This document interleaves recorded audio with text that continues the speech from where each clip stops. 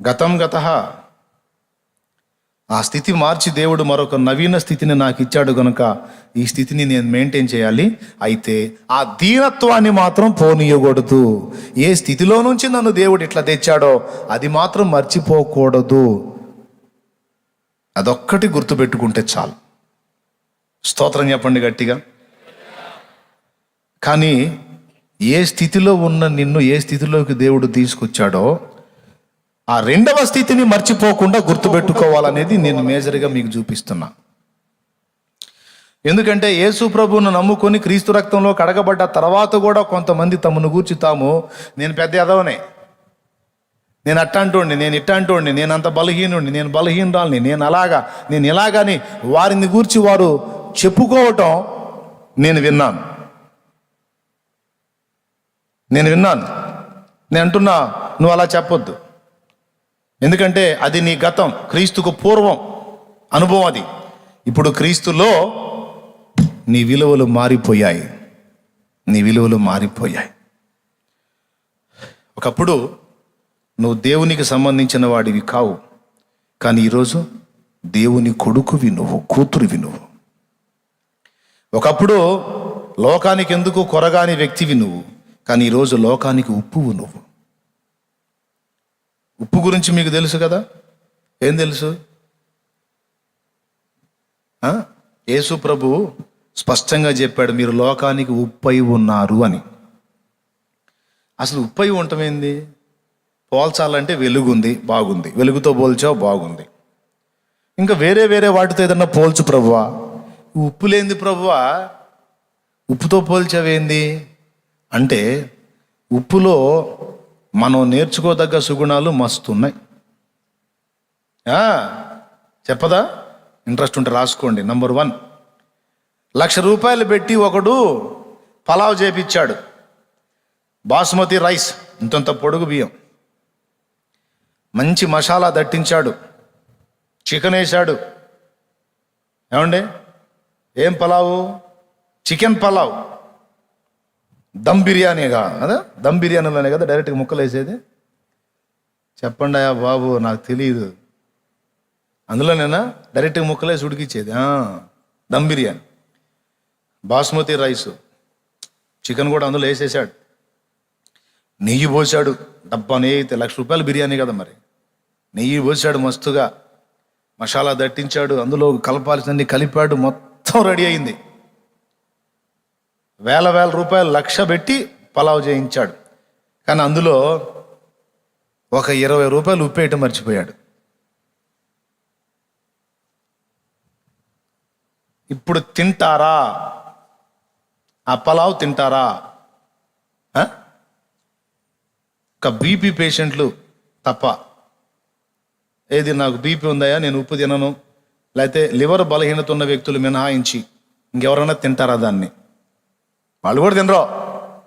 ఎక్కడ తింటారు? ఎంత ₹1,00,000 పెట్టి చేస్తే బిర్యానీ అయితే మాత్రమే ఎన్ని మంచి మంచి పదార్థాలు అందులో కలిపితేనే. ఉప్పు చిన్నది, కానీ అది అందులో పడకపోతే నెయ్యికి విలువ లేదు, చికెన్కి విలువ లేదు, బాస్మతి రైస్కి విలువ లేదు. అవునా? ఉప్పులో ఉన్న గొప్ప లక్షణం ఏంటంటే, నంబర్ 1, అది పదార్థాలతో చేరింది అంటే వాటికి విలువ తీసుకొని వస్తుంది. అర్థమైందా? ఉప్పు ఉంటేనే వాటి బతుకు అర్థం, ఉప్పు లేకపోతే వాటి బతుకులకు అర్థం లేదు నాయన. మీకు అర్థమైంది అనుకుంటాను. నంబర్ 1. నంబర్ 2, ఏ పదార్థానికైనా ఉప్పు చేర్చావంటే ఆ పదార్థం ఇక చెడిపోదు. ఉప్పు ఉన్నంత వరకు అది చెడిపోదు. అవునా కాదా? ఇప్పుడు ఉప్పు చేపలు ఎంతమందికి తెలుసు? చేపలు ఉప్పులో భద్రం చేస్తారు, ఎంతకాలమైనా ఈ ఖరాబు కావు. అవునా? తర్వాత పూర్వ దినాల్లో శవాలను పాతి పెట్టేటప్పుడు ఉప్పుతో పాతి పెడతారు. ఉప్పు పాత్ర వేస్తానంటారు చూడు, అది ఉప్పుతో పాతి పెడితే సంవత్సరాలైనా సరే శవం ఖరాబు కాదు. ఉప్పు ఉన్నంత వరకు దానికి ఏ బ్యాక్టీరియా సోకదు, ఏ క్రిమి అంటదు. ఉప్పు పోయిందంటే అది ఖరాబ్ అయింది. అవునా కాదా? పోయి శవాలతో ఎందుకులే కానీ చేపలతో పోలుద్దాంలే. చేపల విషయంలో చేపని ఉప్పుతో భద్రం చేసినప్పుడు, అదే ఒక చేపే కాదు ఏదైనా ఖరాబ్ అయిద్దా? గట్టిగా చెప్పాలి, ఖరాబ్ కాదు. అంటే దాని సాంగత్యంలో ఎవరైతే ఉంటారో ఆయా పదార్థాలని చెడిపోకుండా కాపాడే తత్వం కలిగింది ఉప్పు. అవునా? మీరు లోకమునకు ఉప్పై ఉన్నారు అన్నాడు మన అద్వితీయ ప్రభు, మన ప్రభు. ఉప్పై ఉన్నారు అన్న దానిలో ఎంత మ్యాటర్ ఉంది అంటే, నువ్వు కుటుంబంలో ఉన్నా, సమాజంలో ఉన్నా, నీ జీవితం ద్వారా కుటుంబానికి, సమాజానికి విలువ తీసుకొచ్చే వ్యక్తిగా మారిపోవాలి రబ్బాయ్ అంటున్నాడు. రెండేమంటున్నాడు? నీ సహవాసంలో ఎవరైతే ఉంటారో వాళ్ళు నిన్ను బట్టి చెడిపోయే పరిస్థితుల్లో ఉంటే నువ్వు ఉప్పు కాదు. నీ సహవాసంలోకి ఒక చెడిపోయిన వాడు వచ్చినా కూడా నీ సహవాసం పట్టినాక వాడు బాగుపడేటట్టు నువ్వు కానీ బతకగలిగితే ఇదిగో నువ్వు ఉప్పు అన్నాడు.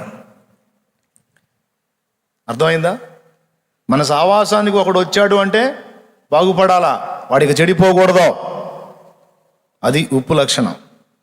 2, 3 పదార్థాల్లో ఏ పదార్థం కూడా కలిసిపోదు, అన్నిటిలో కలిసిపోదు. కానీ ఉప్పు కలిసిపోతుంది. ఎలాగా? ఇప్పుడు పప్పుచారే తీసుకుందాం. నూనె పోస్తారు, తెట్టెలు పైన కనపడతానే ఉంటుంది. పసుపు వేస్తారు, కనపడుతుంటుంది. కారం వేస్తారు, కనపడుతుంటుంది. కరివేపాకు వేస్తారు, కనపడతానే ఉంటుంది. తాలింపు గింజలు ఎన్ని రకాలు వేస్తారు, ఆవాలు, జీలకర్ర, అవునా, ఎన్ని రకాలు ఎన్ని వేస్తారు కదా, మొత్తం కనపడతానే ఉంటాయి. అందులో కనబడని పదార్థం ఒకే ఒక్కటి, ఉప్పు. దేవునికి స్తోత్రం కలుగును గాక. హల్లెలూయా. ఇవన్నీ పప్పుచారులోనే ఉంటాయి. మళ్ళీ దానికి నీకు నాకు సంబంధం లేదు, ఇదిగో నీ అన్నట్టు ఉంటుంది కాదా? పప్పుచారు చేసిన వాళ్ళు ఎంతమంది చేతులు ఎత్తండి. ఇప్పుడు నేను చెప్పినవన్నీ దాన్ని సపరేట్గా కనబడతాయా, కనబడవా? కారం కనపడిద్దా లేదా? లేకపోతే మా ఇంట్లో చేస్తారు, రెగ్యులర్గా చేస్తారు, మీకు చూపిస్తారని. పసుపు కనపడుతూనే ఉంటుంది, దాన్ని సపరేట్గా కనపడుతూనే ఉంటుంది. కానీ ఉప్పు మాత్రం మనం వెతికినా కనపడదాం.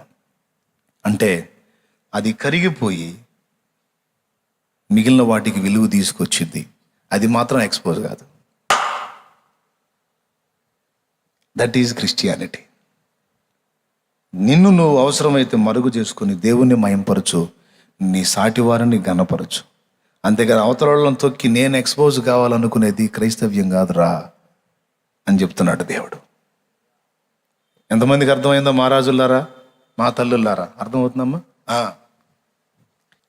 నువ్వు ఉప్పువి అన్నాడు, నువ్వు వెలుగువి, జీవవాక్యము చేతబట్టుకుని లోకములో నీవు జ్యోతివై ఉన్నావు అన్నాడు. అంటే అంధకారము నిండిన లోకంలో ఏది సత్యమో, ఏది అసత్యమో, ఏది జీవితమో, ఎలా బతకాలో, ఎలా బతకకూడదో, ఎలా ఉండాలో, ఎలా ఉండకూడదో తెలియదు. వాళ్ళు చీకట్లో ఉన్నారు. అలాంటి వాళ్ళకి వెలుగు చూపించే దీపానివి నాయనా నువ్వు అన్నాడు. నాలో నువ్వు జ్యోతివై ఉన్నావు. నీ జీవితాన్ని చూసి నీ కుటుంబం, నీ చుట్టుపక్కల వాళ్ళు, ఆహా బతికితే ఇలా బతకాలి, నడుచుకుంటే ఎలా నడుచుకోవాలి, ఇది లైఫ్ అని నిన్ను చూసి వాళ్ళు నేర్చుకునే వెలుగువి. నీ వెలుగులో వాళ్ళ బ్రతుకులు వాళ్ళు చూసుకుని చక్కదిద్దుకునే వెలుగు నువ్వు అన్నాడు. వెలుగంటే అది అర్థం. ఇప్పుడు మన జీవితాలకు వెలుగెవరు? మన బ్రతుకులకు వెలుగెవరు? ఎవరి జీవితం చూసుకొని మన బ్రతుకులు దిద్దుకున్నాం? యేసయ్య, అపోస్తలులు, భక్తులు, అవునా? వాళ్ళు మనకి వెలుగు. ఆ వెలుగు పొందుకున్న మనం లోకానికి వెలుగు. హెబ్రీ పత్రిక 1వ అధ్యాయము 8వ వచనం చూడమ్మా. 7-8 వచనాలు. తన దూతలను వాయువులుగాను తన సేవకులను అగ్నిజ్వాలలుగాను చేసుకునివాడు. అదుగో తన దూతలు ఏమై ఉన్నారు? వాయువులు. తన సేవకులు అగ్ని జ్వాలలో. అగ్ని అన్నిటినీ దహిస్తుంది, కానీ అది దేని చేత మలినపరచబడదు. సో మాలిన్యం అంటకుండా జాగ్రత్త పడే అగ్నిరా మీరు అంటున్నాడు ఆయన. మీకు నా నుండి కలిగింది ఇది, నాలో మీరు ఇదై ఉన్నారు అన్నాడు. అర్థమైందా?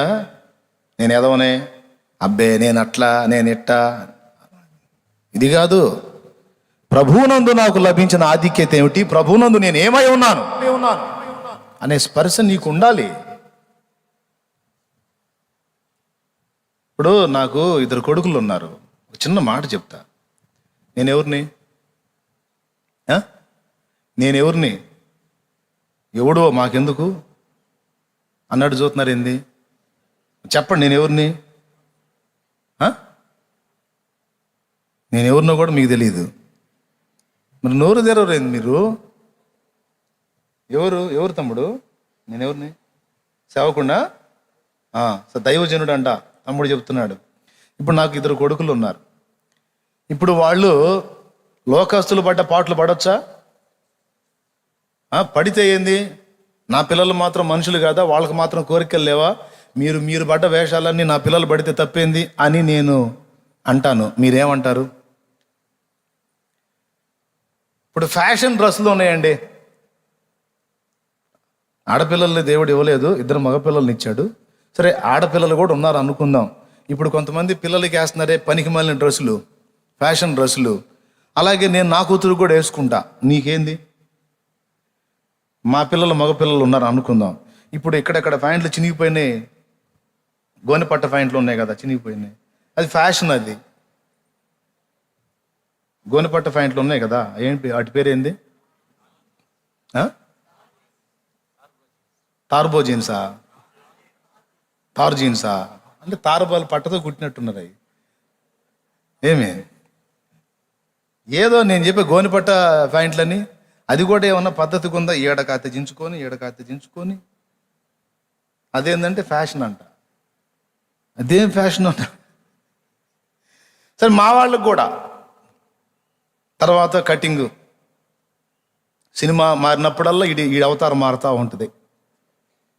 ఆ మధ్య ఒక సినిమా వచ్చింది, ఇటుపక్క కట్ చేసి మధ్యలో 4 పీసులు పెట్టాడు ఇట్లా, అదొక జాతోడిలాగా. ఏందిరా అంటే నాన్నకు ప్రేమ అంటున్నాడు. నానా రకాల గడ్డి తింటున్నా ఇటు పట్టించుకోడు, కానీ 2 పీసులు పెట్టి నాన్నకు ప్రేమ అంటున్నాడు. ఏం ప్రేమ అది?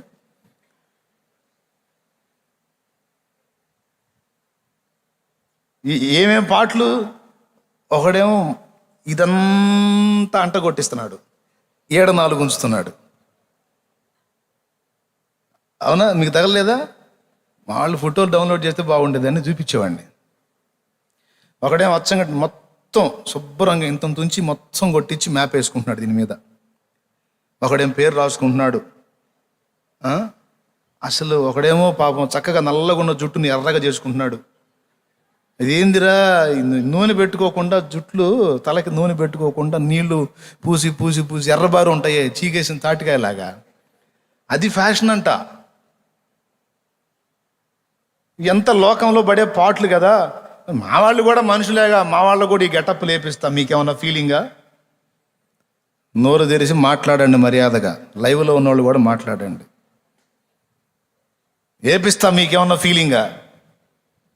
లోకస్తులు పడ్డట్టుగా అన్ని పాటలు మా వాళ్ళు కూడా పడతారు. మీకేమన్నా ఫీలింగా అంటే ఖచ్చితంగా మీరు చెబుతారు ఫీలింగ్ ఏందన్నా. ఖచ్చితంగా ఫీలింగ్. ఎందుకంటే నువ్వు దైవజనుడివి, దైవ సేవకుడివి. నీ పిల్లలుగా వాళ్ళకి కొన్ని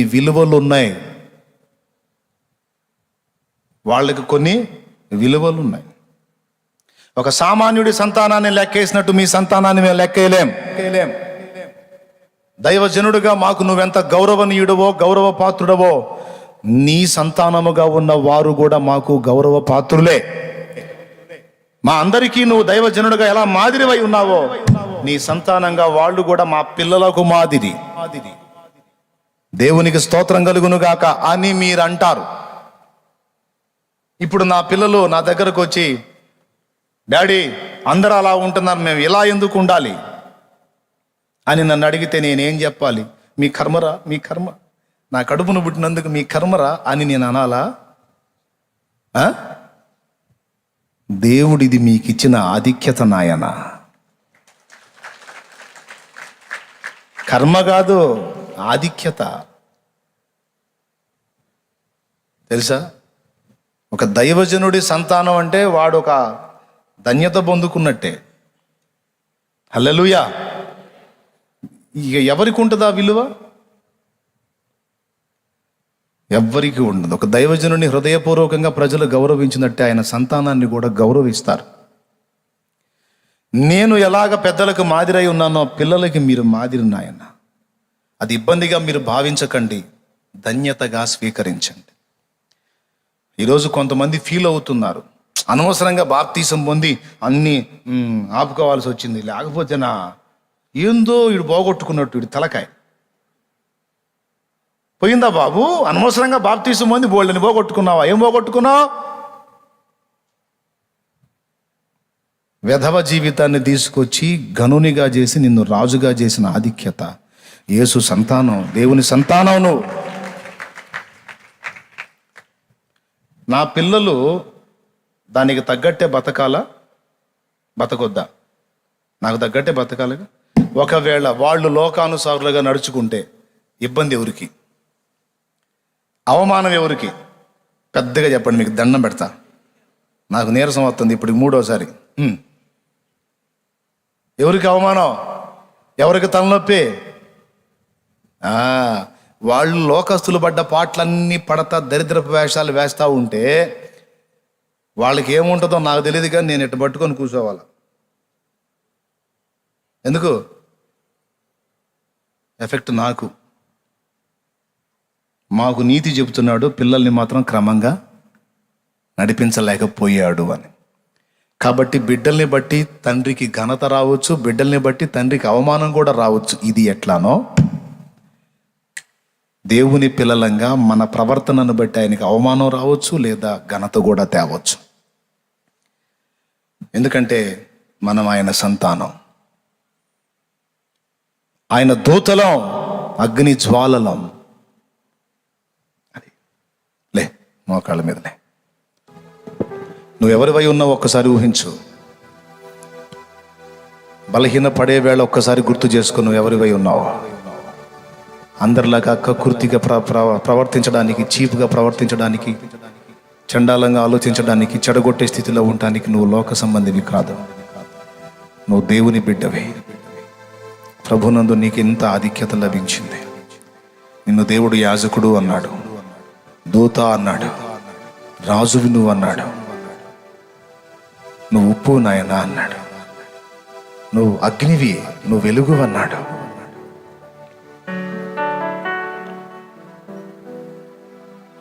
నువ్వు నా స్వరూపానివి నాయన, నా పోలికవు, నా స్వరూపానివి, నువ్వు నా సంబంధివి, నా బిడ్డవి.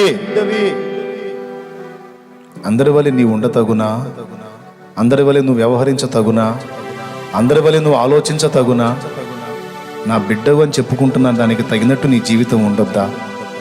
నువ్వు ఉప్పులాగా బతకొద్దా? ఏమిటి నాయనా నీ నడత? ఏమిటి నాయనా నీ ప్రవర్తన?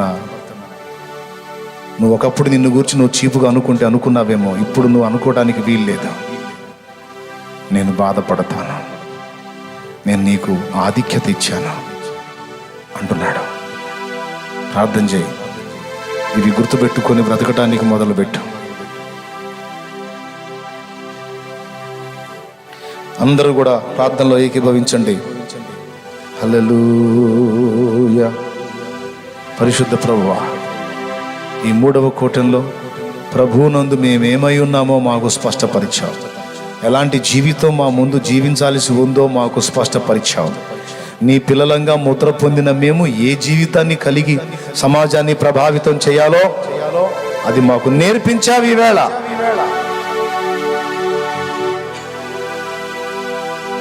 అలా బ్రతకడానికి కావలసిన ఆత్మశక్తి ప్రసాదించు తండ్రి. శరీరేచ్ఛ నిగ్రహాన్ని దయచేయి తండ్రి. ఆత్మ బలాన్ని ఇవ్వు తండ్రి.